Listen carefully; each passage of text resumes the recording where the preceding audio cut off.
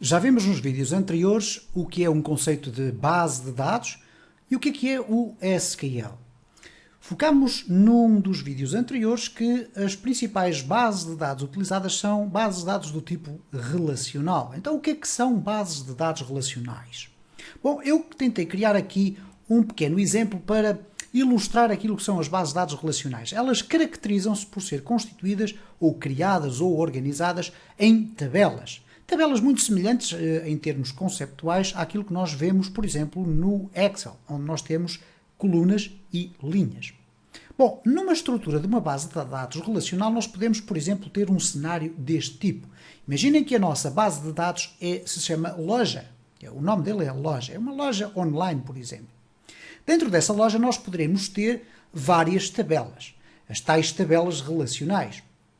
E essas tabelas servirão, obviamente, para nós podermos ter os dados de vários produtos ou tipos de elementos da nossa base de dados. Nomeadamente, por exemplo, uma tabela para guardar as informações dos clientes, uma outra para guardar informações do estoque e outra até para guardar as informações das nossas vendas. A questão que se coloca aqui é como é que esta informação fica organizada dentro do nosso cenário, dentro da nossa base de dados da loja. Bom, poderíamos pensar da seguinte forma. Na tabela dos clientes, nós poderíamos ter uma coluna chamada nome, onde nós depois, em cada uma das linhas, nós iríamos guardar o nome de cada um dos clientes. Ter a morada, o telefone e outros dados que fossem necessários. No caso do estoque, nós vamos ter a listagem dos nossos produtos e, portanto, podemos ter o nome do produto, a família do produto, o preço por unidade, a quantidade que existe em estoque para podermos controlar as quantidades, a ausência de produtos em estoque, etc. E todas as outras informações que fossem necessárias. Agora imaginemos o que é que nós iríamos ter na tabela das vendas. Ora, a tabela das vendas vai guardar um registro de todos os movimentos comerciais da nossa loja.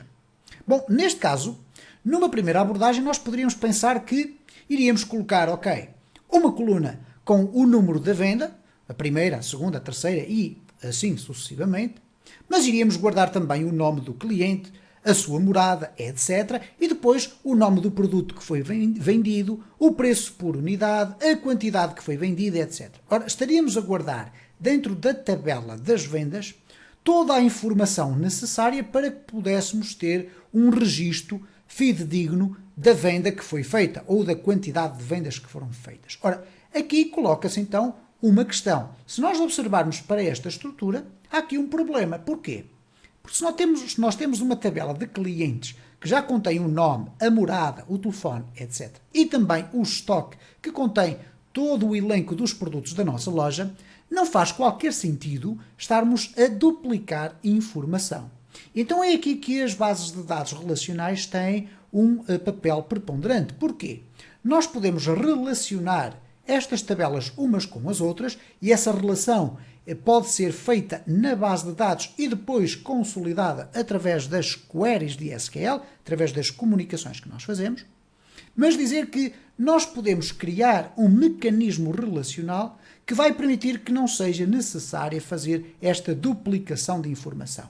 Então este cenário está completamente errado no que diz respeito às vendas. Porquê? Qual seria o cenário mais interessante?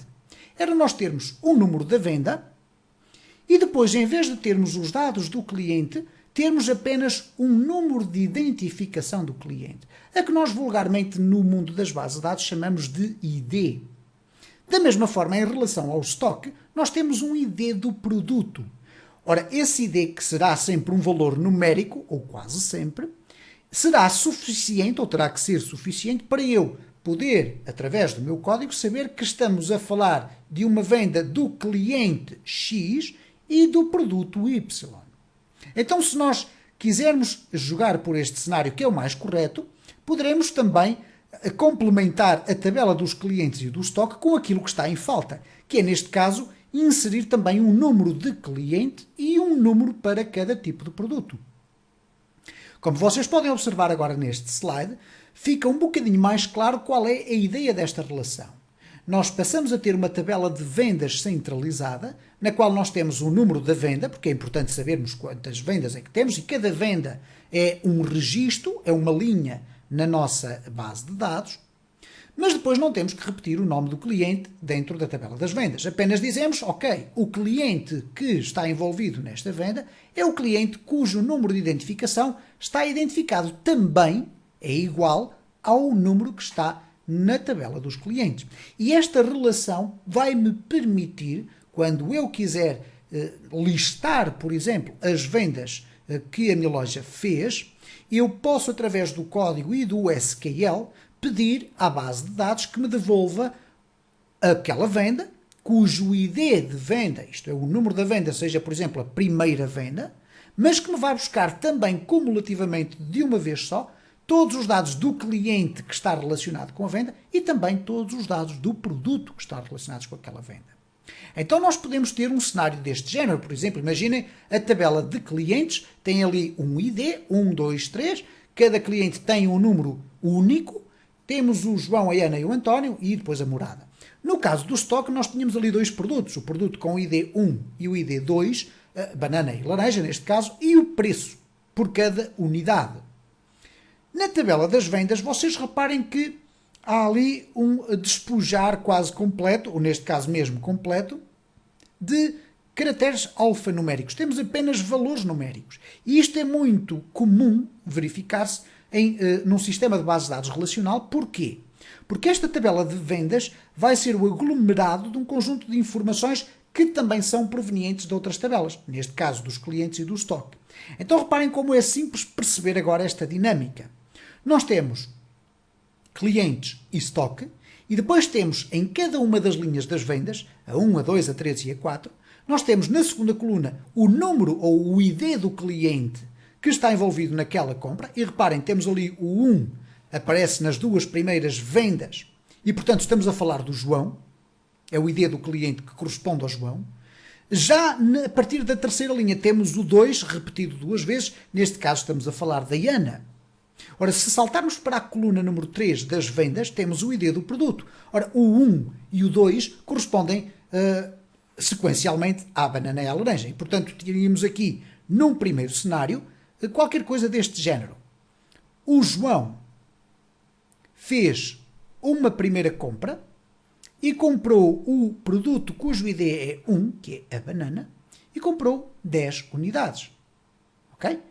Ora, obviamente que com estas informações vocês poderão perguntar, bom, mas como é que eu vou saber quanto é que o João gastou? Se eu sei nesta tabela que cada banana custa 12, então eu vou poder fazer os cálculos através do SQL e permitir multiplicar a quantidade pelo valor unitário.